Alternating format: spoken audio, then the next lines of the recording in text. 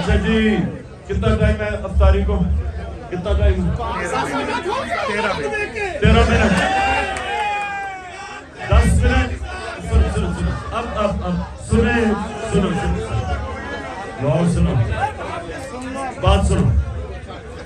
13 minute 10 minute आपसे मैं बात करूंगा और आखिरी 2-3 मिनट हम अल्लाह से दुआ करेंगे। अफ्तारी से पहले याद रखा, हमारे बड़े कहते थे कि कबूलियत दुआ की सबसे ज्यादा अफ्तारी से पहले होती है, चंद मिनट पहले। इसलिए जो मैं अब सबको, सारे मेरे नौजवान हैं यहाँ, मेरे कारकुन हैं, आपके लिए बड़ा जरूरी समझना है कि ये हम जद्दोजहद क्यों कर रहे हैं। सबसे पहले ये समझ जाए कि ये पॉलिटिक्स नहीं हो रही, ये आप अपनी हकीकी आजादी की जद्दोजहद कर रहे हैं, जहाद कर रहे हैं।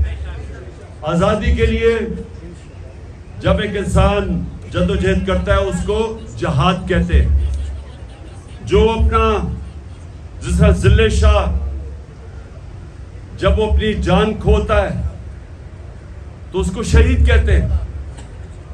और शहीद का दर्जा कुरान में, हम जब नमाज पढ़ते हैं सूरत फातिहा में हम कहते हैं कि अल्लाह उनके रास्ते पे लगा जिनको तूने नेमतें बख्शी।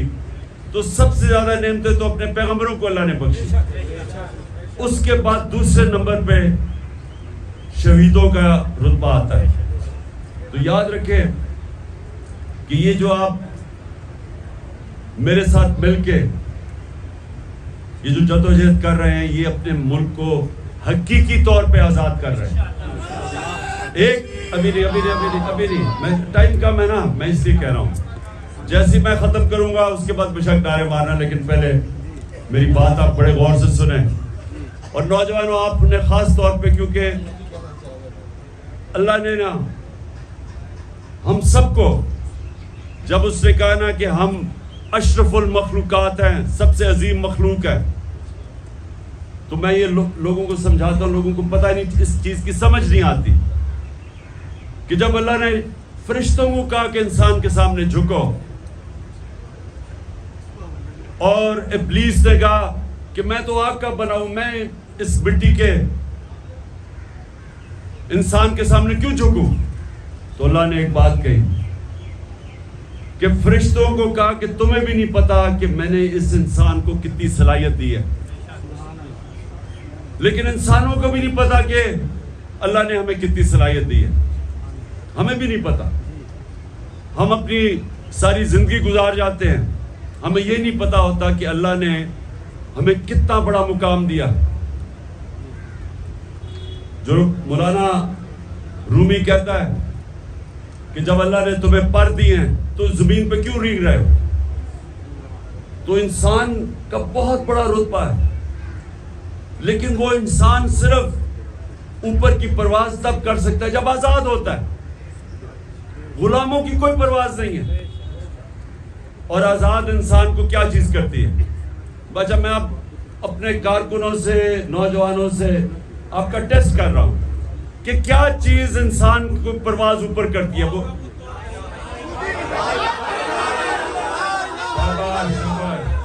ला इलाहा इल्लल्लाह, कोई नहीं है खुदा सिवाय अल्लाह के।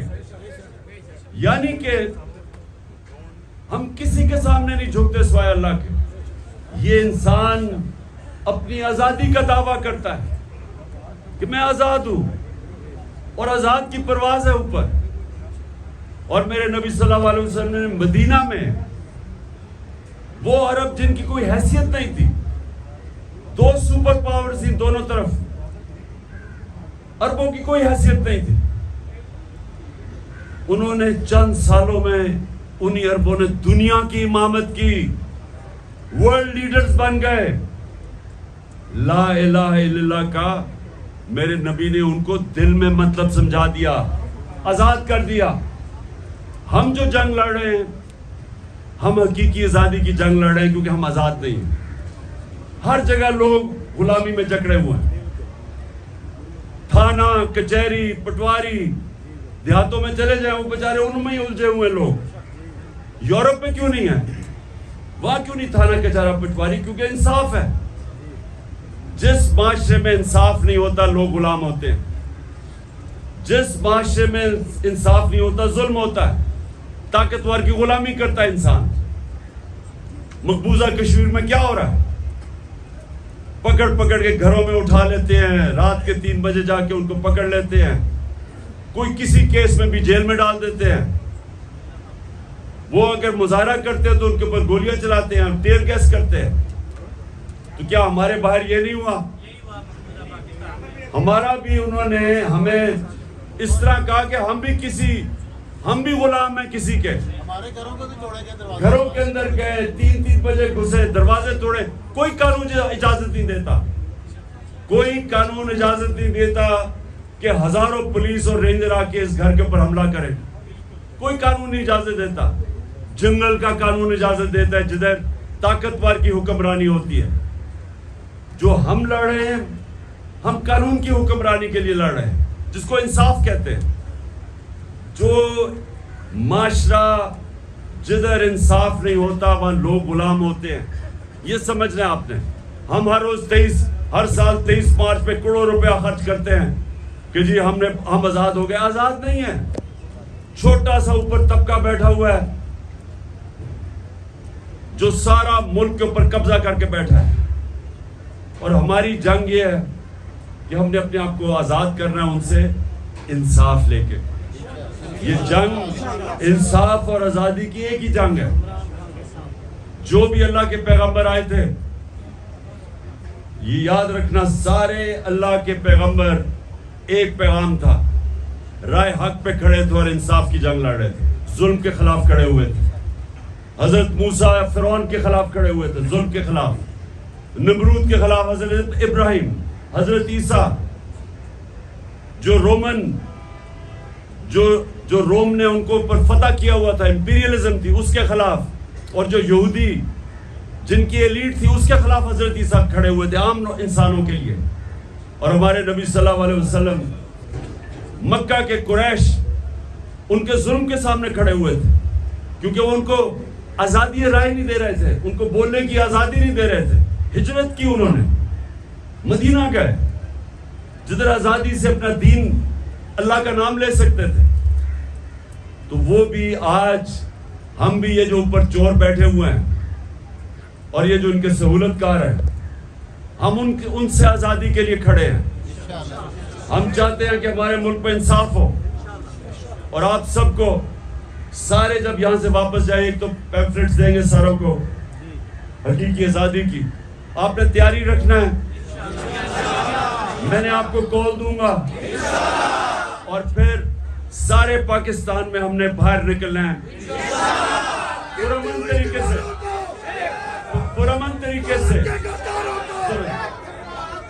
तरीके से, जो हमारा आइन हमें इजाजत देता है, पुरअमन तरीके से। लेकिन सारे पाकिस्तान में हम बाहर निकलेंगे अपनी आजादी की तहरीक के लिए।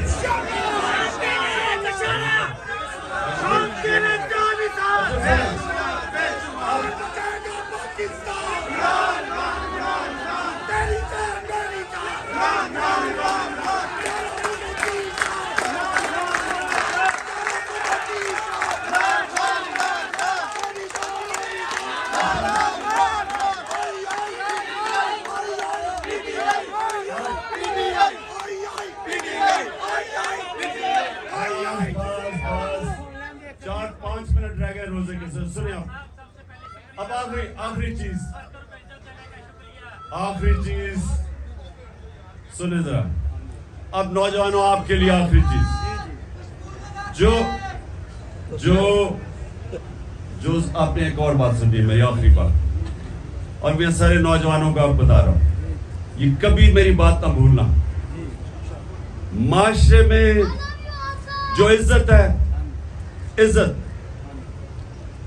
इज्जत सिर्फ अल्लाह देता है। कोई जितना मर्जी तुम पैसा कमा लो, जितना मर्जी दौलत कमा लो, लेकिन जरदारी और नवाज शरीफ को इज्जत नहीं मिल सकती, आपके ऊपर वाला इज्जत देता है। पैसे से नहीं खरीद सकते इज्जत। और जब वो किसी को जलील करता है उसके अमाल पे करता है, पैसा नहीं बचा सकता आपको जिल्लत से। तो जो इंसान को सबसे ज्यादा अल्लाह ने इज्जत दी वो कौन थे? मोहम्मद मुस्तफा सल्लल्लाहु अलैहि वसल्लम।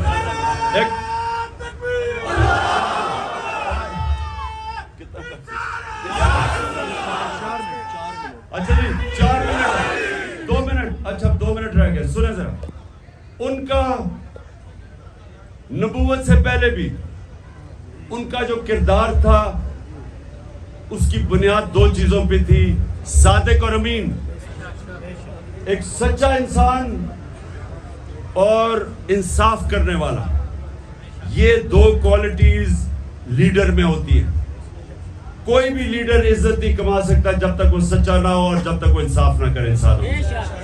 तो नौजवानों, आपने ये याद रखना है, दुनिया में जिधर भी जाना है सच बोलना आसान काम नहीं है। कई दफा आपको शॉर्टकट नजर आएगा कि झूठ बोल के मैं इधर से बच जाता हूं, लेकिन आप अपने आप को कमजोर करते हैं। जब सच बोलते हैं तो सच के लिए आपको दिलेर होना पड़ता है, खड़ा होना पड़ता है। कई दफा जो कहते हैं ना, जालिम हुक्मरान के सामने सच बोलना एक अल्लाह को सबसे ज्यादा चीज पसंद है। तो आसान नहीं है, लेकिन सच आपको ताकतवर कर देता है, सच आपको इज्जत देता है। और सबसे बड़ी बात कि जब आप सच बोलते हैं तो जो अल हक है वो आपके साथ खड़ा हो जाता है। तो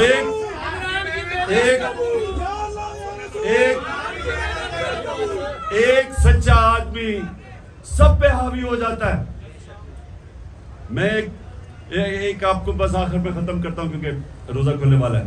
हम क्रिकेट खेल रहे थे, बड़ी देर की बात है, मैं वर्ल्ड 11 के लिए खेल रहा था, उसमें अंग्रेज भी थे, साउथ अफ्रीका में भी थे, हम पाकिस्तानी भी थे। तो हमारा ऑस्ट्रेलिया में सीरीज हो रही थी, तो अब वो वर्ल्ड हम सारा कुछ जीत जाते हैं। उन दिनों में बड़ी देर की बात है, बड़ा पैसा था जीतने में। तो जब हम जीत जाते हैं तो हमारे होते हैं टोटल 16 खिलाड़ी, लेकिन 11 खेलने वाले होते हैं, 16 स्क्वाड होती है। अब 11 बैठ के सोच रहे हैं कि जी अब हम ये पैसा जो हमने जीता है तो हम कैसे बांटना है? हमने वो 16 के बीच में बांटना है या हम 11 जिन्होंने मेहनत की हमारे बीच में बांटना है? अब ये सुनो जरा, 1 से शुरू होता है। मैं तो तब बहुत छोटा था, सर टीम में सबसे छोटा था, तो इधर से शुरू हुआ। जिससे पूछे वो क्या जी हमने मेहनत किया, हमारे बीच में बांटना चाहिए। वो दूसरा क्या, हमारे क्योंकि सारों को पैसा नजर आ रहा था। एक के बाद दूसरा करते करते करते एक अंग्रेज खिलाड़ी था, क्रिश्चियन था, ईमानदार था, उसके पास है। उसने कहा तुम सबको शर्म आनी चाहिए कि वो 16 हमारे साथ थे, उनके अंदर क्यों नहीं बांटना? हम सबको इतनी शर्म आई, हम चुप करके बैठ गए। हमने कहा जी जो वो कहता है ठीक कहता है। एक आदमी जब सच बोलता है और वो खड़ा होता है, वो सब पे भारी हो गया। हम सब ने चुप करके कहा जी वो ठीक कह रहा है। ये 2 चीजें याद रखना, सादिक और अमीन, इंसाफ करने वाला और सच्चा इंसान, माशरा में उसकी इज्जत होगी। दुआ करते हैं।